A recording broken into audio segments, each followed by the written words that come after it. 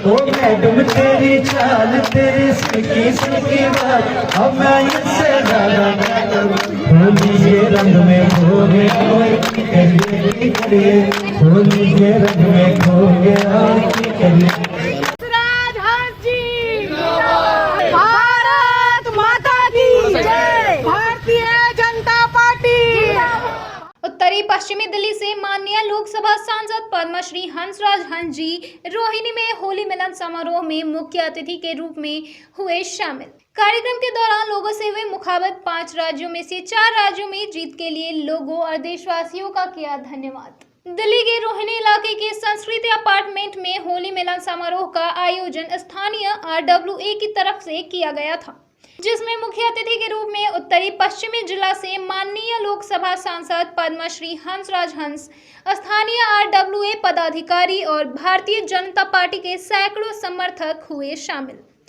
कार्यक्रम के दौरान नन्हे बालक ने भी अपने सुरों से लोगों का भरपूर मनोरंजन किया और खूब तालियां बटोरी।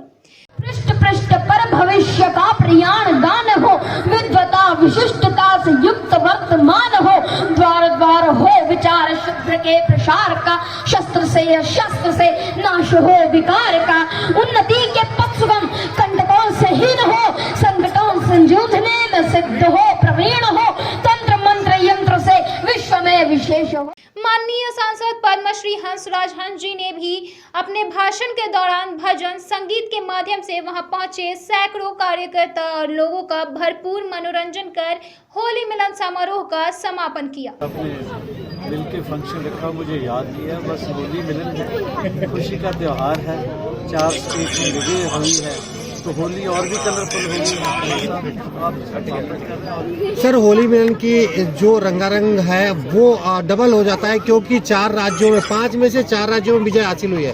उसके बारे में क्या कहना है सर? कितनी खुशी, बहुत बड़ी बात है। यूपी में हमारा फिर इतने खूबसूरती से, बाकी 3 स्टेट में, पंजाब में थोड़ा नर्म रहेगा, कोई नो प्रॉब्लम अगली बार से।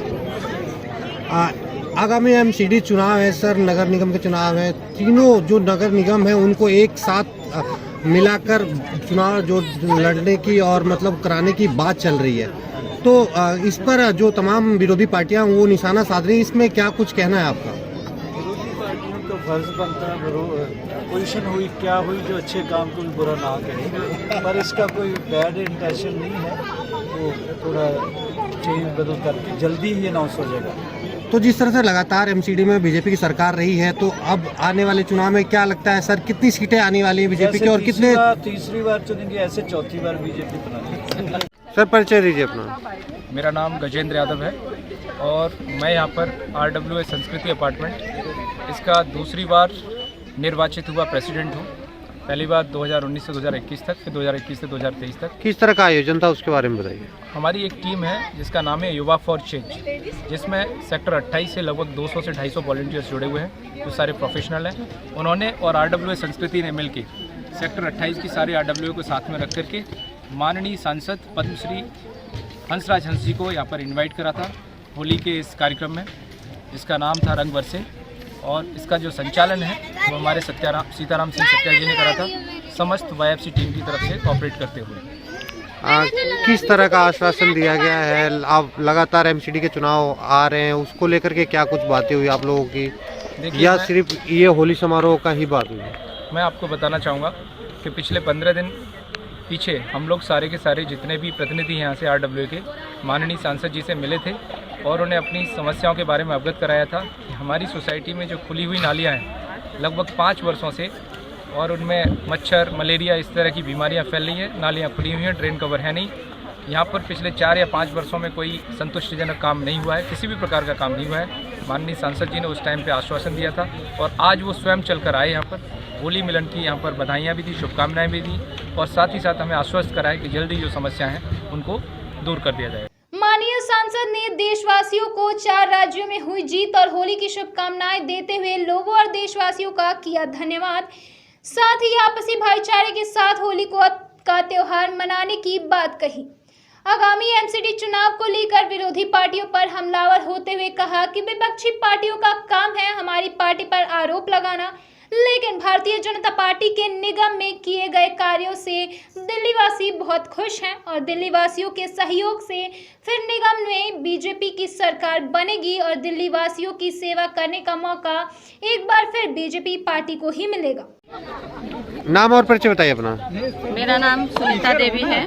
सुनीता जी, किस तरह का यहाँ पे आयोजन किया गया था और महिला सशक्ति यहाँ पे बहुत संख्या में आई हुए थे लोग, तो क्या कुछ कहेंगी आप इस प्रोग्राम के बारे में? इसके लिए मैं महिलाओं लोग को बहुत ही शुक्रिया अदा कर रही हूँ और होली की मुबारकबाद भी देती हूँ। वैसे तो इस प्रोग्राम का मुख्य उद्देश्य था कि हमारी सोसाइटी के जो रोड खराब हो गए हैं उनका विकास हो, सांसद जी हम लोग पे ध्यान दें, हम लोग की सोसाइटी पे। मेन उद्देश्य तो मेरा यही था। अभी क्या कुछ बात हो पाई? अगर सब समस्याओं की अगर बात कर रहे हैं आप लोग, तो कुछ बात हो पाई सांसद जी? हाँ, सांसद जी से बात हुई है और उन्होंने पूरी आश्वासन दिया है हमें कि हम सोसाइटी के जो रोड और नाला है उसको हम जल्दी ही ठीक करेंगे। चलिए, अब क्या कहेंगे देशवासियों के? पूरी होली का जिस तरह से माहौल चल रहा है और आगामी होली है, तो देशवासियों को क्या कहेंगे? मैं यही कहना चाहूँगी कि होली के शुभ अवसर पर सभी जिससे भी झगड़ा भी है, दुश्मनी भी है, वे सभी मिलजुल लें, आपस में भेदभाव को भूलकर गले मिलें और यही हमारी। जी, नाम बताइए अपना। सर, मेरा नाम राजवीर कलावत है। मैं बागवान अपार्टमेंट से एज ए प्रेसिडेंट। आज के जो कार्यक्रम था उसमें श्रीमान जो गजेंद्र यादव जी हैं, इनके नेतृत्व में इनके अपार्टमेंट के अंदर, संस्कृत अपार्टमेंट के अंदर जो एक इन्होंने रम्य भव्य सुंदर एक प्रोग्राम किया है पद्मश्री हंसराज हंस जी के मतलब आगमन पर, तो बहुत ही शानदार और ज़ोरदार कार्यक्रम था इनका। तो मैं इनको और इनके जो साथी हैं सत्या जी और यादव जी, इन सबको मैं धन्यवाद प्रकट करना चाहूँगा। इन्होंने हमें बुलाया और हमें अच्छा लगा और ये सदैव इसी प्रकार से मतलब सांस्कृतिक कार्यक्रम है संस्कृति को लेकर के, और इनका जैसा नाम ही है संस्कृति अपार्टमेंट, तो इसी प्रकार से कार्य करते रहे हमें और इनके प्रति ऐसा हम आशावान रखते हैं। संस्कृत अपार्टमेंट के लोगों को क्या कहेंगे और पूरे देशवासियों को किस तरह से आप शुभकामनाएं देंगे? मैं संस्कृति अपार्टमेंट के जो वासी हैं उनसे बड़ा ही प्रसन्नचित्त हूँ कि जैसा नाम है संस्कृति, वैसा ही आज का जो वातावरण था इन्होंने संस्कृति में बना दिया। और देशवासियों के लिए मेरा ये कहना है कि हमारा जो प्यार है, संस्कृति है, हम उसको सदैव कायम बनाए रखें, भाईचारे की भावनाओं को हमेशा सर्वोपरि रखें।